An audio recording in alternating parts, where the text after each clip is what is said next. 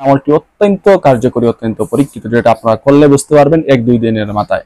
আমলটি করতে হলে 1 মুষ্টি লবণ লাগবে, যার সম পরিমাণ হচ্ছে 1 চামচ বা 2 চামচ, 4 চামচ লবণ।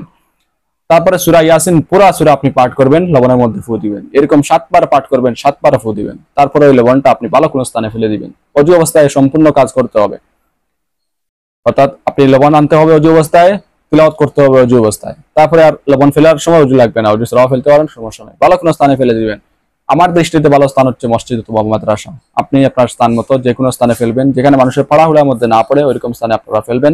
ইনশাআল্লাহ 7 দিনের ভিতরে আপনারা অত্যন্ত ভালো রেজাল্ট পাবেন। যাকে ইচ্ছে তাকে আপনার, সে যতই দূরে থাক, আপনার বাধ্য হবে ইনশাআল্লাহ। যদি আপনার উদ্দেশ্য সৎ হয়, তার দ্বারা কোনো পাপ সংগঠিত না হয়, তাহলে এই আমল আপনি করুন এবং অতি দ্রুত উপকার লাভ করুন। তো যাই হোক, আজকে ভিডিও পর্যন্ত। আশা করি ভিডিওটি আপনারা অত্যন্ত উপকার